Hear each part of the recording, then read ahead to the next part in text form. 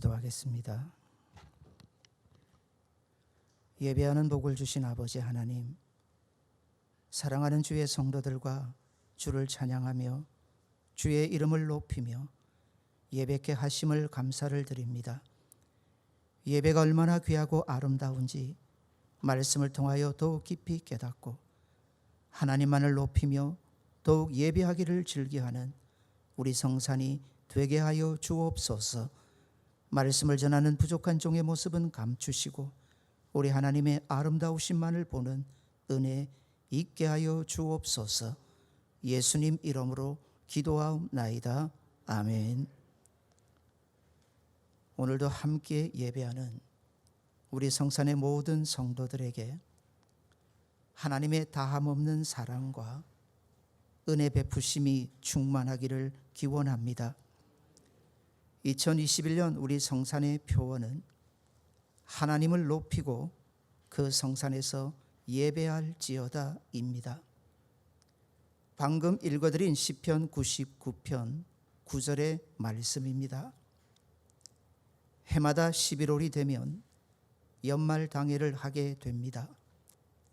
한 해를 마무리하고 새롭게 맞이하는 해를 준비하면서 지난날의 부족함을 돌아보고 올해는 우리 성산이 어떻게 하면 하나님의 기쁨이 될 수 있겠는가 기도하면서 당회를 통해 먼저 준비하는 영적 작업의 시간입니다.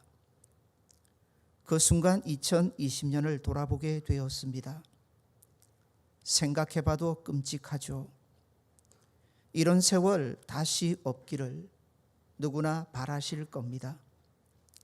우리 육신의 삶도 피폐해졌지만 영적으로 참 많은 피해를 입었습니다.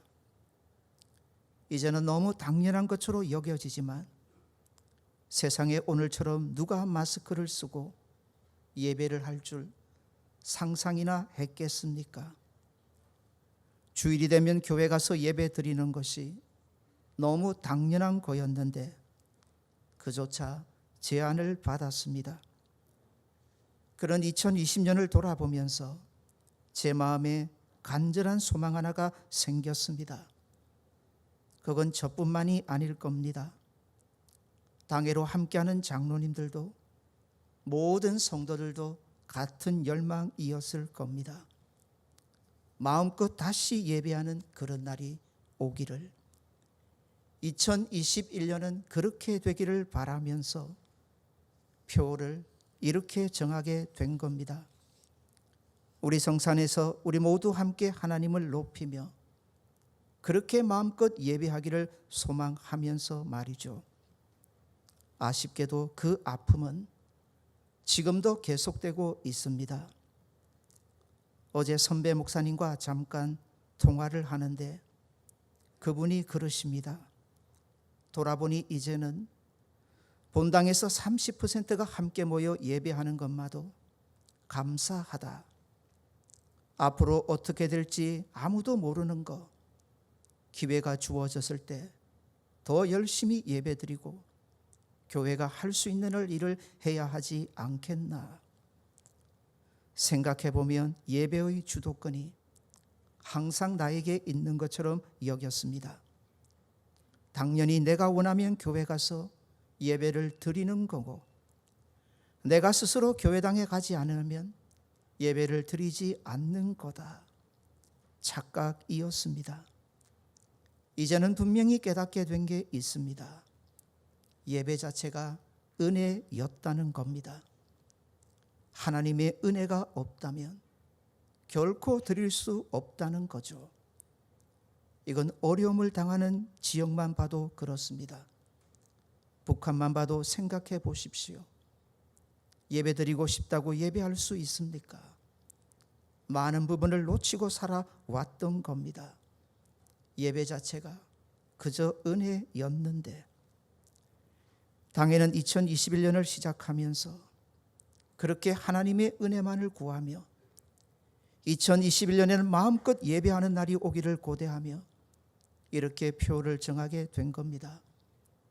우리 그런 마음과 기도하는 중심으로 한번 허락하신 표를 같이 한번 읽어보겠습니다. 하나님을 높이고 그 성산에서 예배할지어다. 아멘. 사랑하는 여러분, 성도는 무엇으로 살까요? 예배로 삽니다. 예배 때 나를 만나주시는 하나님을 나의 힘으로 삼고 사는 게 성도입니다. 인생이 보면 참 힘들게 삽니다. 마음껏 쓰고 싶을 때 쓰지 않고 아끼고 모으면서 그렇게들 삽니다. 그렇게 아둥바둥 하는 것은 보면 나름대로 힘이 있는 인생이 되기 위함입니다. 오늘은 힘들어도 내일은 다르게 살자는 거죠. 그러면서 세상에서 내가 힘이 될 거리라 믿어지는 것을 좋아하고 그걸 붙잡고 그걸 의지하면서 오늘을 삽니다. 성도는 다른 사람이라고 자주 말씀드렸습니다. 세상과 달리 살아야 할 사람입니다.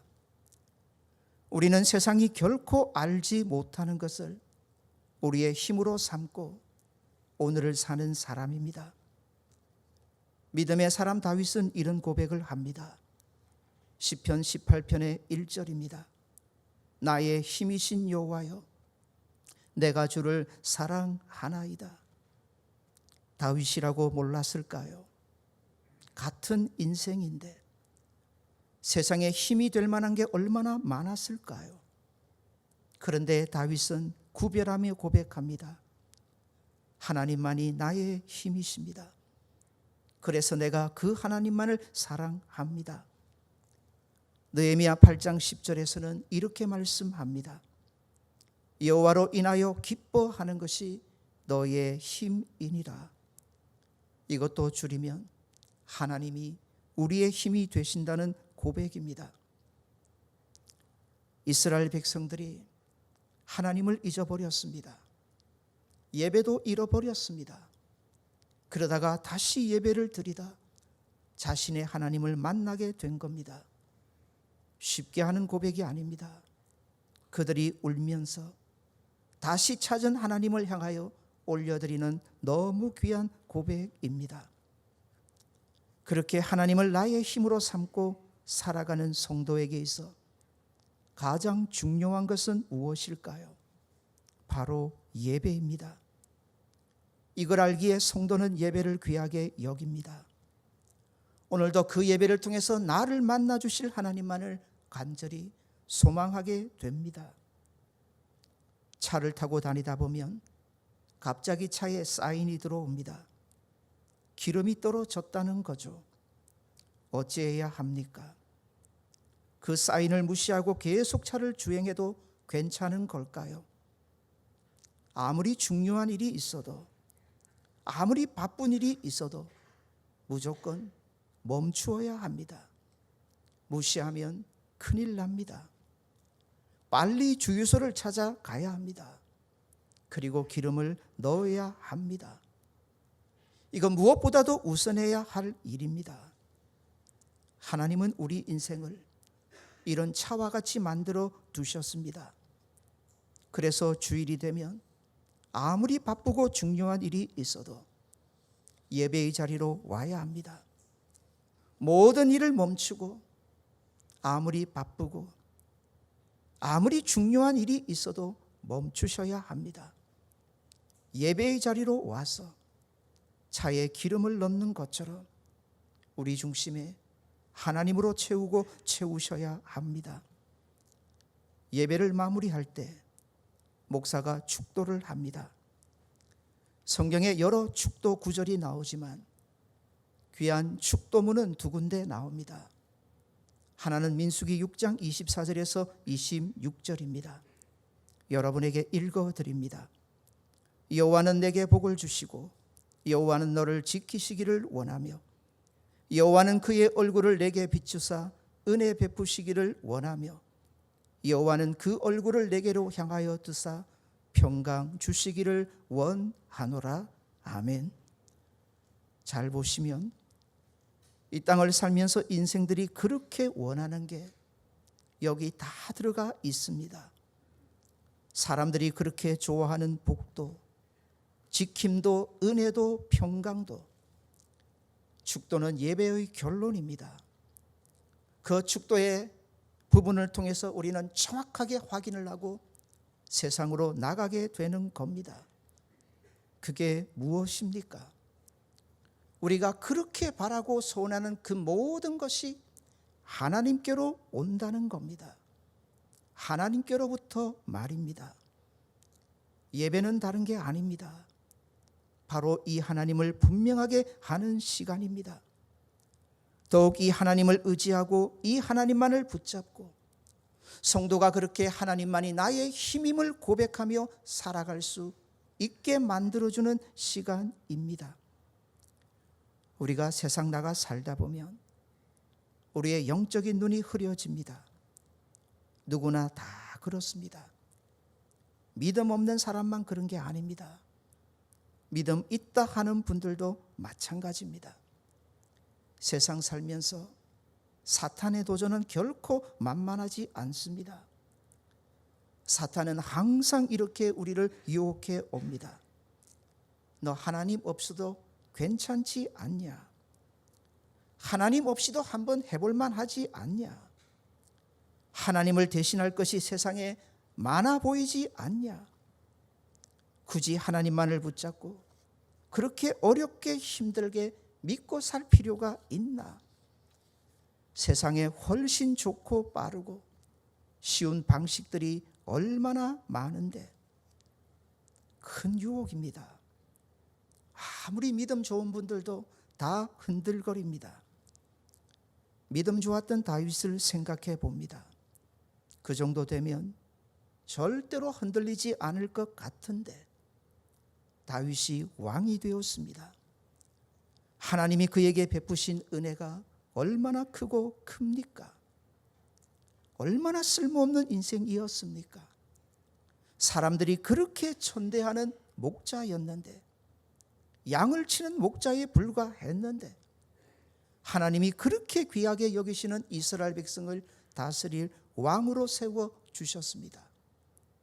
누가 그리 하셨습니까? 답이 분명해야 합니다. 누가 그리 하셨습니까?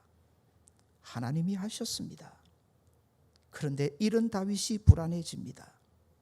그래서 어찌합니까? 세상에 하나님이 그렇게 원하지 않던 인구 조사를 합니다. 자신이 가진 능력이 얼마나 큰지, 세상의 기준으로 자신이 가진 세가 얼마나 강한지 한번 자랑하고 싶었던 겁니다. 무슨 뜻입니까? 다윗의 마음이 그렇게 하나님에게서 세상으로 쉽게 옮겨졌던 겁니다. 다윗이 이 정도라면 우리는 어떨까요? 얼마나 겸손하게 받아들여야 할까요? 한 주간을 살다 보면 우리도 그렇습니다. 어떻게 해야 하나요? 그래서 예배의 자리로 오셔야 합니다. 앞에서 축도에 대해 말씀드렸습니다. 예배를 마치고 축도를 여러분이 가만히 듣다 보면 그 예배를 통해서 분명히 깨닫는 게 있습니다. 하나님이시라는 겁니다. 내가 의지하고 붙잡고 기대고 참으로 나의 힘으로 삼고 살아야 될 유일한 분은 하나님이시라는 겁니다. 아시겠습니까? 이게 예배가 아니면 결코 누릴 수 없는 축복입니다. 그래서 성도에게 예배는 생명이 될 수밖에 없습니다. 하나님을 얻을 수 있는 유일한 시간이 되기 때문입니다. 사랑하는 여러분, 우리 인생 이것저것 많은 것이 필요한 것처럼 여겨집니다. 그러나 분명히 하셔야 합니다. 우리 인생에 절대적으로 필요한 분은 하나님이시라는 거죠. 우리 인생이 어떤 존재인지를 제대로 알려면 항상 성경으로 돌아가셔야 합니다. 모든 인생의 문제가 어디서 출발하던가요? 그 시작은 에덴 동산에서 생겨났습니다. 에덴 동산에서 아담과 하와가 할 일은 하나였습니다.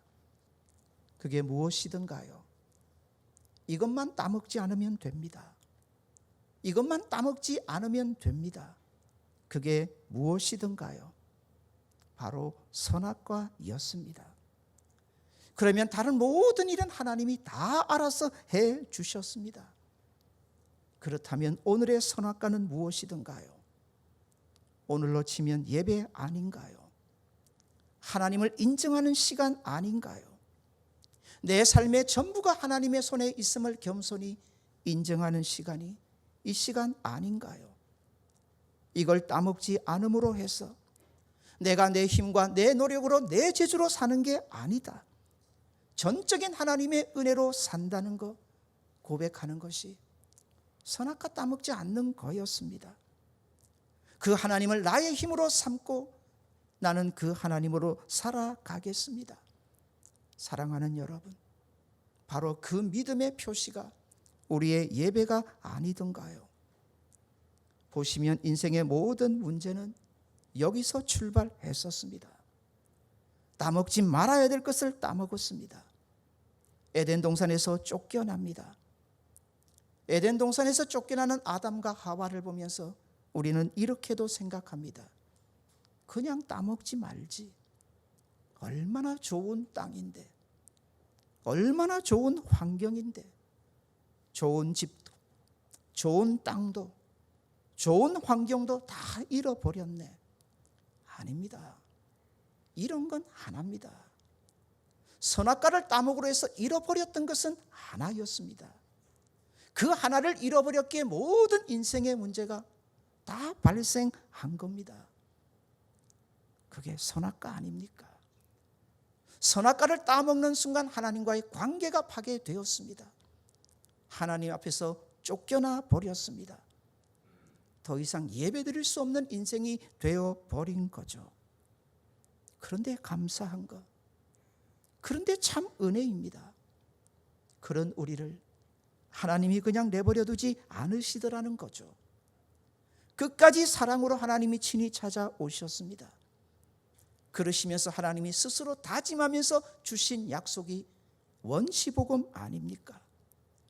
예배하는 은혜를 우리에게 친히 주시기 위하여 하나님이 이걸 친히 해결하시겠다는 거였습니다. 그 원시복음은 창세기 3장 15절입니다. 내가 너로 여자와 원수가 되게 하고 내 후손도 여자의 후손과 원수가 되게 하리니 여자의 후손은 내 머리를 상하게 할 것이요 너는 그의 발꿈치를 상하게 할 것이니라 하시고, 이건 다른 약속이 아닙니다. 아들 예수님을 주시겠다는 겁니다. 아들 예수님을 십자가에 내어 주시겠다는 겁니다. 그 십자가를 통해서 사탄의 권세를 파하시고 사탄의 지배 아래 있는 우리를 다시 회복시키시고 예배할 수 있는 자리로 우리를 친히 이끌어 주시겠다는 겁니다. 사랑하는 여러분, 우리가 하나님 앞에 은혜를 입었다 하는데 가장 큰 은혜는 다른 게 아닙니다.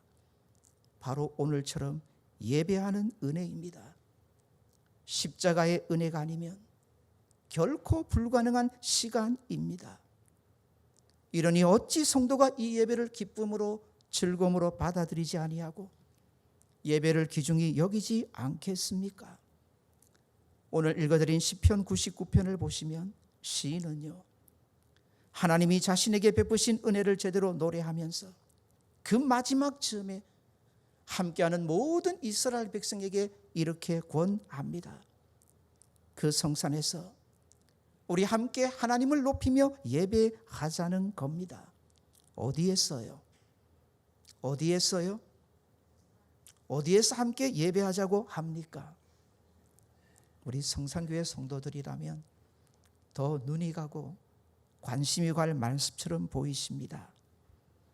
왜 그렇게 우리가 하나님 앞에 예배해야 될지를 오늘 본문은 구체적으로 밝혀줍니다. 그러면서 먼저 기억하라고 합니다. 우리의 예배를 받으시는 하나님이 어떤 하나님이신지 거룩한 분이시다. 짧은 시편 99편에서 3번이나 반복되는 말씀입니다. 3절에 보시면 그는 거룩하심이로다. 5절에도 보시면 그는 거룩하시도다. 9절에 보시면 여호와 우리 하나님은 거룩하심이로다. 하나님의 거룩하심을 강조하면서 예배합니다. 거룩하신 하나님 앞에서 아무나 예배할 수 있을까요? 내가 원하는 대로 함부로 예배할 수 있을까요? 없다는 거 너무 잘 아시지 않습니까? 그러면 도대체 우리가 어떻게 해서 예배하는 자가 된 걸까요? 한번 2절로 가보시겠습니다.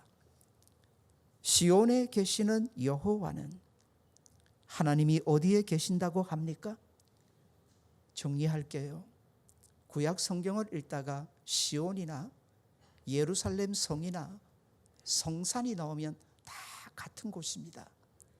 같은 지역이라 보시면 됩니다. 여기 시온산을 그러면 무슨 산이라고 표현한 겁니까? 성산이라고, 풀면 거룩한 산이라고 표현을 한 겁니다. 사실 이게 정말 놀라운 말씀입니다. 한번 시온에 대해서 생각해 봅시다. 이스라엘 역사에서 시온은 정말 부끄러운 곳입니다. 이스라엘 백성들의 민낯이 고스란히 다 드러난 곳이기 때문입니다.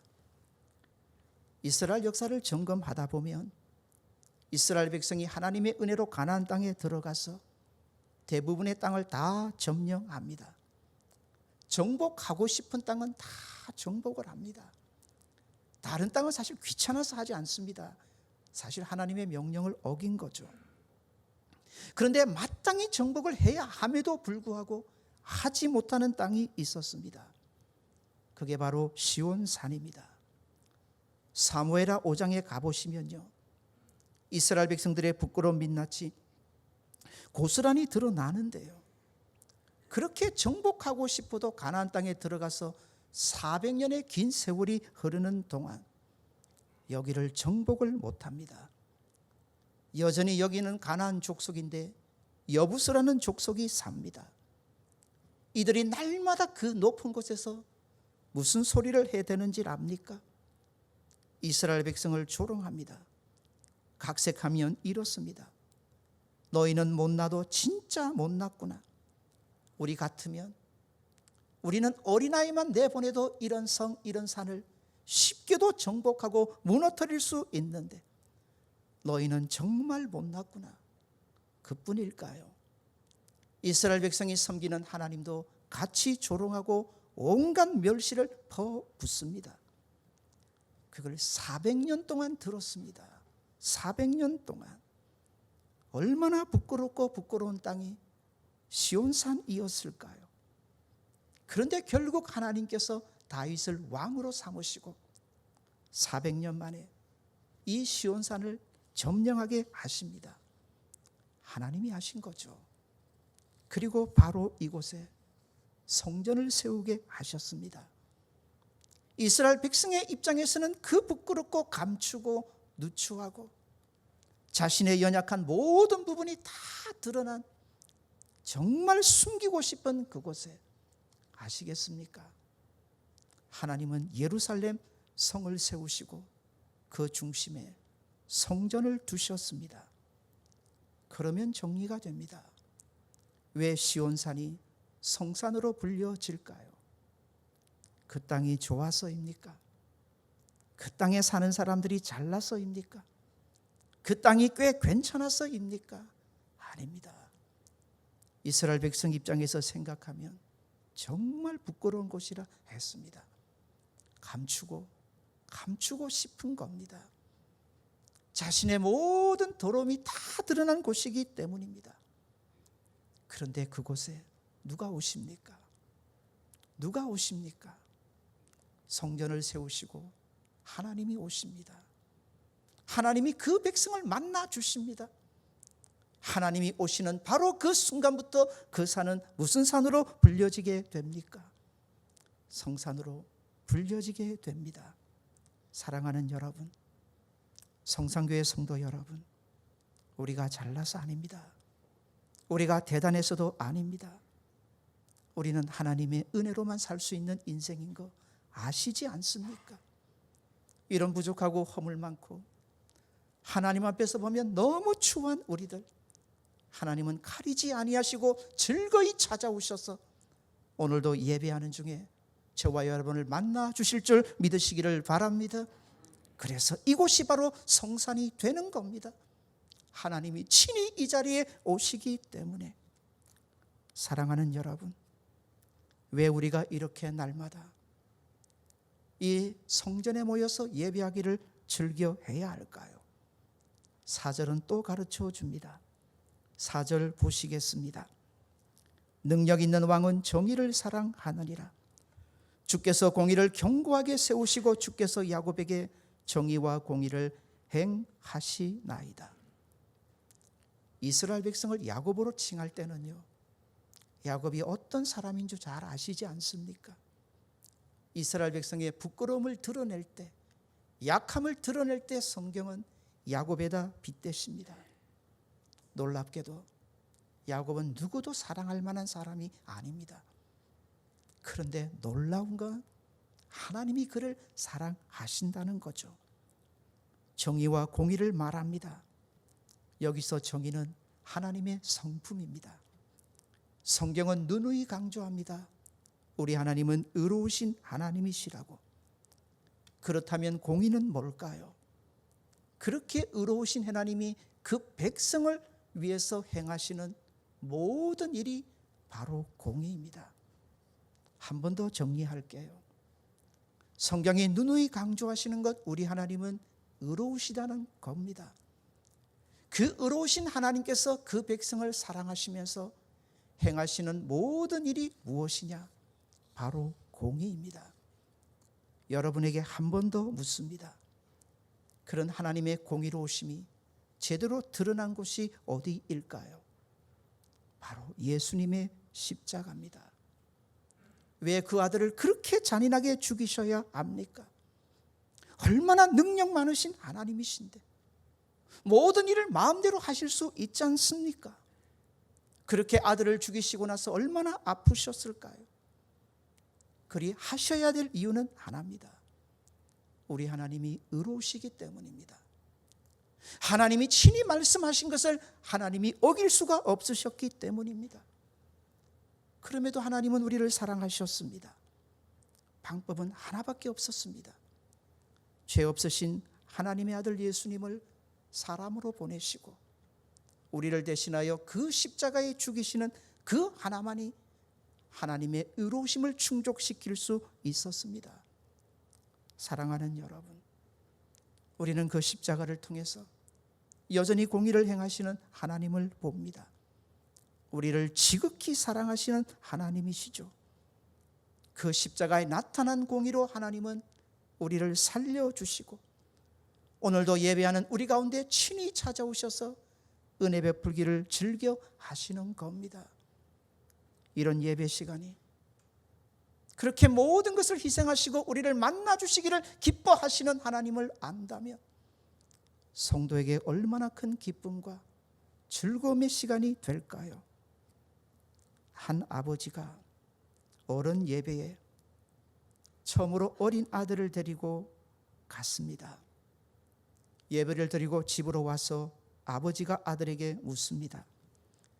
교회 가면 왜 떠들지 말고 조용히 예배 드려야 하는지 알지? 어린 아들이 그러더랍니다. 예, 조용해야죠. 모두가 자니까. 극단적인 농담이겠죠. 사랑하는 여러분, 영화관에 갑니다. 그런데 자는 사람, 어떤 사람일까요? 분명히 영화를 재미없어 하는 사람입니다.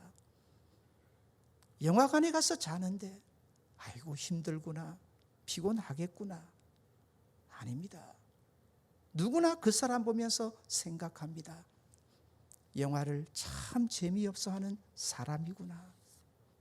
예배 자리에 오셨습니다. 여러분은 어떠신지요? 영과 진리로 예배하라 하십니다. 이걸 바탕으로 한다면 예배는 하나님과의 데이트입니다.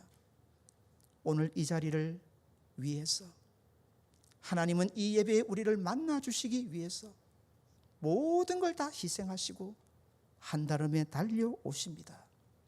묻습니다. 청춘 남녀가 데이트를 합니다. 데이트 자리에 가서 존다면 데이트 상대방은 나를 어떻게 받아들일까요? 얼마나 피곤했으면, 얼마나 힘들었으면 아닐 겁니다.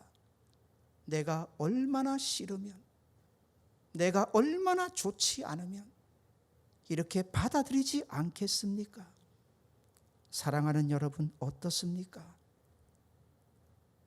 여러분, 영상으로 예배를 드리는 거 아픔이지 않으셨습니까? 정말 아프지 않으셨습니까? 그런데도 쉽게 적용이 되고 쉽게 바뀌어가는 내 모습들 보지 않으셨습니까? 오늘은 예배의 본질에 대해서 여러분과 말씀으로 함께 나누고 싶습니다. 이런 하나님을 제대로 안다면, 정말 하나님을 나의 힘으로 삼고 살기를 원하신다면 그 성도에게 예배보다 더 귀중한 시간은 없지 않겠습니까? 그래서 오늘 시인처럼 우리도 함께 외치고 다른 성도들에게도 격려해야 하지 않겠습니까? 우리 함께 하나님을 높이고 이 성산에서 예배하자고 말입니다. 사랑하는 여러분, 2021년 속히 온전한 예배가 하나님 앞에 드려지기를 원하고 우리 간절히 기도합시다. 그리고 우리 평생에 하나님으로 즐거워하며 예배하는 인생으로 살아가시는 저와 여러분 되시기를 바랍니다. 우리 같이 한번 표를 마지막으로 읽어보도록 하겠습니다. 하나님을 높이고 그 성산에서 예배할지어다. 아멘. 같이 한번 기도합시다.